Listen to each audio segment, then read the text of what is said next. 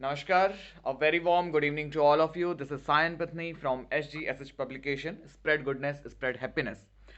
आज के इस सेगमेंट में हमारे साथ मौजूद हैं यहाँ पे हास्य व्यंग्य कवि, उत्तर प्रदेश शाहजहांपुर के निवासी और पीड़ाओं के अट्टहास नाम से जिनकी जो बुक है हमारे साथ प्रकाशित हुई है, श्री विजय सर, जो जिनका जो काव्य नाम है, जिनका जो पेन नेम है वो तन्हा करके लिखते हैं।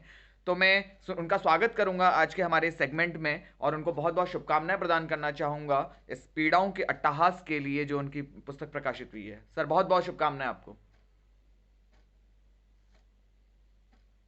धन्यवाद भैया। जी सर।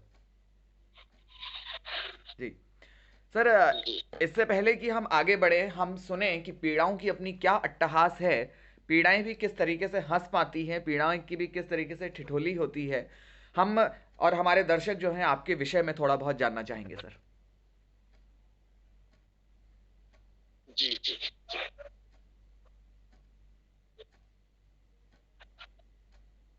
ये जब व्यक्ति के अंदर पीड़ा होती है और वो अपने आप में संतुष्ट तो नहीं होता है, जी लेकिन फिर भी समाज की नजर में अपने आप को खुश रखता है और लोगों को हंसाने का प्रयास करता है। जी ऐसी ही विषयों को लेकर मैंने कविता संग्रह प्रकाशित कराया है आपसे। जी पीड़ाओं का अट्टहास, पीड़ाओं के अट्टहास।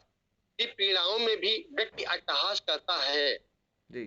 क्योंकि इसकी व्यवस्था होती है, मजबूरियां होती हैं। हम्म। समाज में हंसना आवश्यक है, मुस्कुराना आवश्यक है। जी अगर हम किसी के पास में पीड़ा लेके जाते हैं तो मेरी केवल खिल्ली ही उड़ाई जाती है, मजाक उड़ाई जाती है, कि पीड़ाओं पर कोई चिंतन नहीं करता है। जी इसलिए अपनी पीड़ाओं को छुपाते हुए अट्टहास करना हमारी मजबूरी है, जी हंसना हंसाना हमारी मजबूरी है। जी।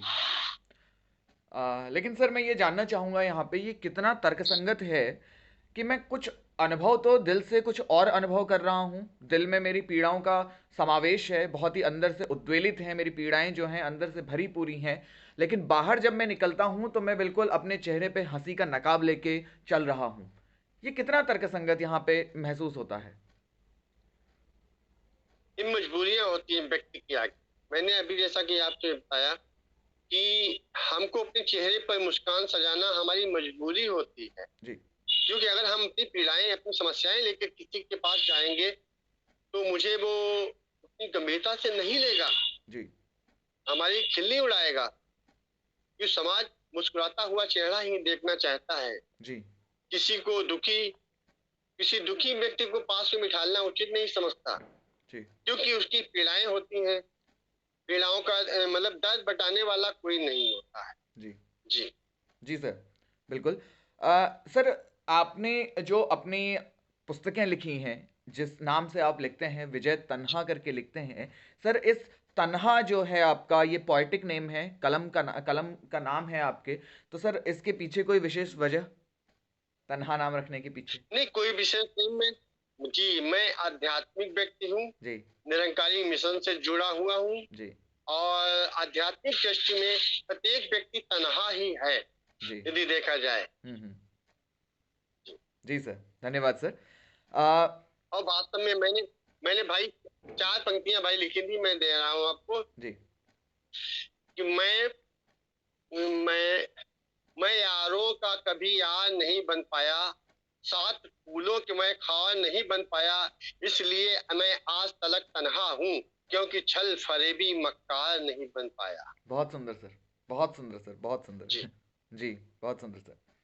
आ, सर, आपकी पुस्तक के थ्रू गया मैं, पुस्तक देखी मैंने और पुस्तक में उसकी अनुक्रमणिका से मैं जो कुछ चंद जो हैं आपकी पंक्तियां उठा पाया, जिसमें से आपका एक तो आपकी है दीपावली के दिए। सर, क्या दीपावली जैसे जी।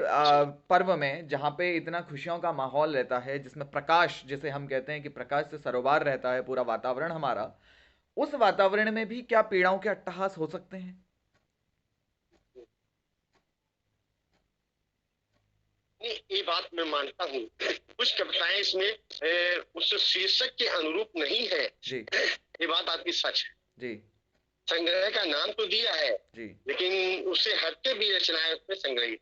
जी जी सर। सर मैं आपका इंट्रो पढ़ रहा था, आपके आपके बारे में पढ़ रहा था, तो आपने लिखा है कि आप एक हास्य व्यंग्य कवि हैं। और जी जो हमारा जो ये भारतीय समाज है, या हमारे जो कॉमेडी जितनी भी होती है यहाँ पे, पति पत्नी के रिलेशन के बीच में बहुत सारी कॉमेडी होती हैं, बहुत सारा हास्य विनोद जी होता जी जी है। ठीक इसी में से एक आपकी थी कि पति परमेश्वर की पूजा। एक यही एक आपका जी इस जी जी। शीर्षक के साथ आपने लिखा है। सर इसमें क्या है, इसके बारे में मैं जानना चाहूंगा आपसे। नहीं, एक हास्य का कुछ देख के मैंने लिखा था कि जी जब मेरी पत्नी ने मुझसे कहा ऊपर चांद देखा, और जाके मैं अपने पड़ोसी को देखने लगा, और जी फिर वही संकेत संदेश दिया है कि यदि आप पड़ोसी की चांद को देखेंगे तो अपनी चांद भी गंदी नजर आएगी। जी जी बिल्कुल सर। जी। क्योंकि सर हम यहाँ पे हास्य और विनोद की बात कर ही रहे हैं, तो मैं जानना चाहूंगा आपसे कि जिंदगी में, इस जीवन में और इस भौतिकवादी जीवन में, इतना जो दौड़ भाग की हमारी जो जिंदगी रहती है, इस जिंदगी में हास्य और विनोद का कितना अपना एक स्थान है, कहाँ पर ये ठहरती है, और कितना ये हमारे जीवन में महत्वपूर्ण है। हास्य बहुत ही आवश्यक वस्तु। हर व्यक्ति अपनी पीड़ाओं के साथ में, समस्याओं के साथ में जीवन यापन कर रहा है। ऐसा कोई व्यक्ति नहीं है जिसके जीवन में समस्याएं ना हो। जी हर व्यक्ति हंसना चाहता है। मैं जी मंचों पर जाता हूँ, हजारों हजार की भीड़ होती है, तो जब अपनी व्यंग्यात्मक शैली या हास्य की शैली से कविताएं प्रस्तुत करता हूँ, लोग तालियां बजा के मेरा उत्साह वर्धन करते हैं। जी तो मैं समझ लेता हूँ कि उनको हास्य की आवश्यकता है, क्योंकि हर व्यक्ति पीड़ित है। जी घर में वो हाथ नहीं मिल सकता है जो कवि सम्मेलन के माध्यम से मिल जाता है। जी बिल्कुल। जी सर। सर जी जी हम जैसे व्यंग्य की बात करते हैं, हम सटायर की बात करते हैं, तो जब हम कहते हैं कि हम उस पर ताना कस रहे हैं, हम जी उस पर तंज कस रहे हैं, अगर उसे बड़े ही भारी मन से किया जाए, जी बड़ी क्रोधित स्वभाव में करा जाए, अगर हम उसे बड़ी एंग्री तरीके से पेश करें, तो वो सामने वाला जो है हमें मारने भी आ जाता है कभी कभी, वहां से भी हमारे ऊपर कुछ प्रहार हो जाते हैं। अब वो शब्दों के माध्यम से ना हो तो वो फिजिकली भी बिल्कुल हो बिल्कुल। सकते हैं, लाठी डंडे लेके भी हम पे पहुंच सकते हैं। हम्म, लेकिन जब हास्य से विनोद किया जाता है और हास्य के थ्रू आपका जो व्यंग्य किया जाता है, क्या एक लेखक इसमें अपने आप को सुरक्षित महसूस करता है? बिल्कुल सुरक्षित है कि हास्य में या व्यंग में हम कोई भी अशब्द का प्रयोग न करें। मर्यादित व्यंग हो, जी मर्यादा के अंदर होना चाहिए। शब्दों से भी कोई भी ऐसा व्यंग्यवाद ना चलाएं जो किसी को पीड़ा पहुंचाए। हमारा उद्देश्य केवल एक व्यंग्यात्मक शैली के माध्यम से भी एक संदेश देना होता है जी कि हम संदेश दे रहे हैं, बस। हम किसी पे कटाक्ष, किसी की बुराई या अपना आक्रोश व्यक्त करने मंच पे नहीं जाते हैं, जी या अपना साहित्यिक कैरियर में कोई ऐसा प्रयास करते हैं कि किसी पे कटाक्ष करें, उसको बुरा लगे, किसी की आलोचना करें। आलोचना हमारा उद्देश्य नहीं होता है जी कि सर। समाज को एक संदेश देना चाहते हैं। हास्य का पुट हो या ढंग का हो, संदेश होना चाहिए। जी सर, बहुत सुंदर सर, कि आपके हर शब्दों से, एक लेखक के हर शब्दों से, उसकी कलम से निकले हर शब्दों से एक संदेश जाना चाहिए पूरी दुनिया भर में, जिससे कि लोग उसका अनुकरण कर सकें और सामाजिक बेहतरी की दिशा में आगे अपना कदम बढ़ाएं। बहुत सुंदर सर। सर इसमें एक और कविता देख रहा था मैं, इसमें करुणा नाम से एक कविता है। सर इसके बारे जी, में मैं थोड़ा जानना चाहूंगा आपसे कि ये करुणा किस विषय में है और इसका क्या एक भावार्थ इसमें छुपा हुआ है, इसमें क्या थीम है? करुणा के माध्यम से मैंने क्या दिया है, क्या कुछ बताएंगे आप? क्योंकि मेरे हजारों कविताएं लिखी भूल जाता हूँ। जी करुणा के माध्यम से आपने इसमें करुणा के विषय में बताया है, अब उसके लिए थोड़ा सा मुझे फिर देखना पड़ेगा यहाँ पे चीजों को। जी जी जी। हाँ, तो सर हम इसे ये कह सकते हैं कि क्या करुणा जो है आज के मानव समाज में कहीं ना कहीं थोड़ा सा विलुप्त सी प्रतीत होती है? करुणा अगर किसी के प्रति देखी जाए जी तो नहीं है। जी हम किसी के प्रति करुणा के भाव नहीं रखते हैं। जी उसकी जो भी है, बुराइयों पे नजर रखते हैं, आलोचनात्मक नजर रखते हैं। जी किसी कोई व्यक्ति अगर परेशान है तो करुणा के भाव हमारे अंदर बहुत ही कम उत्पन्न होते हैं। जी वहां भी हम अपना पराया देखते हैं। अगर कोई हमारा अपना है तो कुछ करुणा के भाव उत्पन्न हो जाते हैं, बाकी पूरे समाज के लिए नहीं होते हैं। जी ये गलत है। जी मानवता के तहत हमें प्रत्येक मानव को उस हिसाब से देखना चाहिए। जहाँ पे अगर किसी को कोई पीड़ित व्यक्ति है तो उसके प्रति हमारे अंदर संवेदनाएं होनी चाहिए, करुणा होनी चाहिए। वो नहीं हो रही है। जी जी बिल्कुल।